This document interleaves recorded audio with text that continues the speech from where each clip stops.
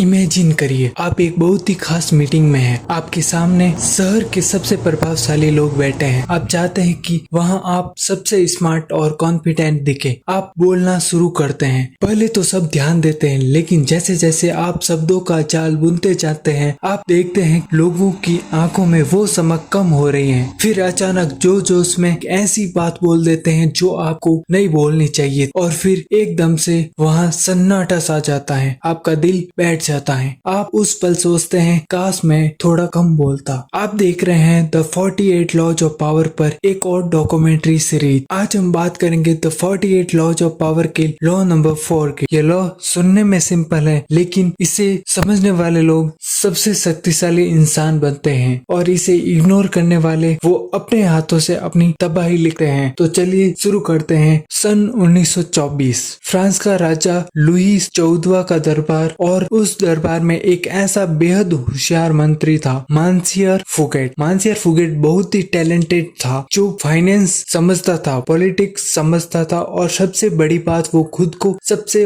Over smart समझता था। एक दिन राजा ने एक गलत फैसला लिया। फुगेट को पता चला, और उससे पूरे दरबार के सामने 10 मंत्रियों के बीच उसने राजा की गलती निकाल दी, और वो बोलता रहा, हर डील हर डिटेल एक्सप्लेन करता रहा। राजा चुप रहा, मुस्कुराता रहा, लेकिन 3 महीने बाद राजा द्वारा फुगेट को अरेस्ट कर लिया गया। वो अपनी बाकी की जिंदगी जेल में सड़ता रहा। उसका क्राइम क्या था? बहुत ज्यादा बोलना। अब लगे हाथ लुई 13वां और कार्डिनल की भी बात कर लें। दरअसल लुई 13वां स्वभाव से बहुत शर्मीले थे, कम बोलने वाले और थोड़े इनसिक्योर इंसान थे। उन्हें लंबी बात करना पसंद नहीं था। उनके दरबार में जो भी मंत्री बहुत ज्यादा बोलता था या अपनी बुद्धिमानी का प्रदर्शन करता था, लुई उसे नफरत करते थे। वही कार्डिनल रिशेल्यू इस बात को बखूबी जानते थे। उन्होंने लुई का भरोसा जीतने के लिए लॉ 4 का बखूबी इस्तेमाल किया। वे राजा के सामने बहुत कम बोलते थे, वही बोलते थे जो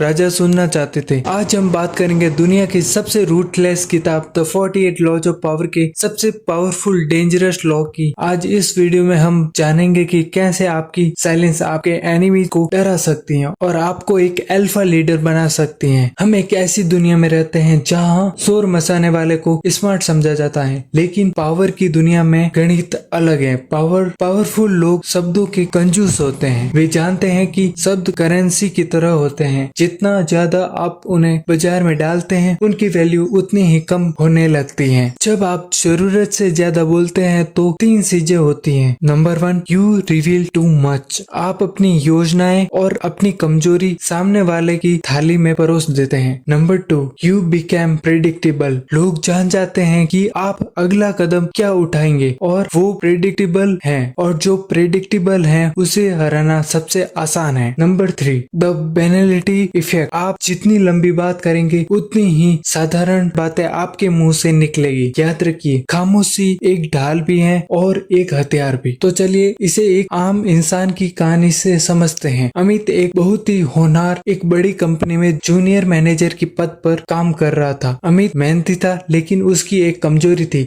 उसे अप्रिसिएशन की भूख थी। जब भी कोई बॉस काम देते, अमित जोश में आकर लंबी चौड़ी बातें करता। सर, मैं ये रिपोर्ट बना दूंगा, मैं क्लाइंट से भी बात कर लूंगा, मैंने तो ये भी सोचा है कि हम संडे को भी काम कर सकते हैं। शुरुआत में बॉस को लगा अमित बहुत ही एक्टिव है, लेकिन धीरे धीरे अमित की बातों ने उसी वैल्यू को खत्म कर दिया। बॉस को लगने लगा कि अमित तो एनी टाइम अवेलेबल है, इसे कभी भी बुलाया जा सकता है और खुद ही सब काम मांगता है। एक दिन एक ऐसी बड़ी प्रेजेंटेशन में अमित ने अपनी आदत के अनुसार जरूरत से ज्यादा बोल दिया। उसने कह दिया कि पिछली बार ये प्रोजेक्ट मुश्किल था क्योंकि मेरी टीम थोड़ी धीमी थी, पर इस बार मैं संभाल लूंगा। उसने सोचा कि उसने अपनी काबिलियत दिखाई है, लेकिन दरअसल में उसने अपनी टीम की कमजोरी सबके सामने जाहिर कर दिया। उस दिन के बाद से अमित को बड़े प्रोजेक्ट से बाहर कर दिया गया। इस कहानी से आपको यह सीख मिलती है, ज्यादा बोलना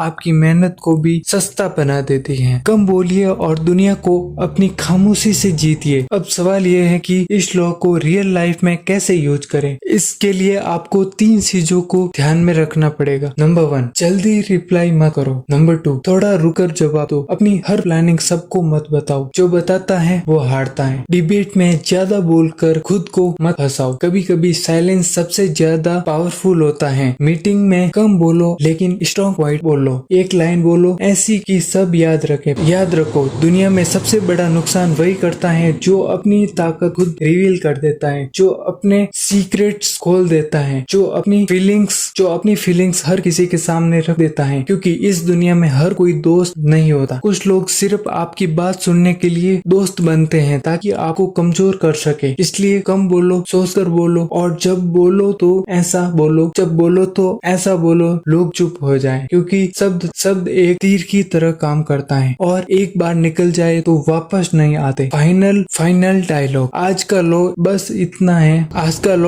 इतना ही है। पावरफुल लोग आवाज नहीं उठाते, प्रेजेंस उठाते हैं। कमेंट्स में बताइए कि क्या आपने ऐसी मुसीबत मोल ली है जहां आपने ज्यादा बोलकर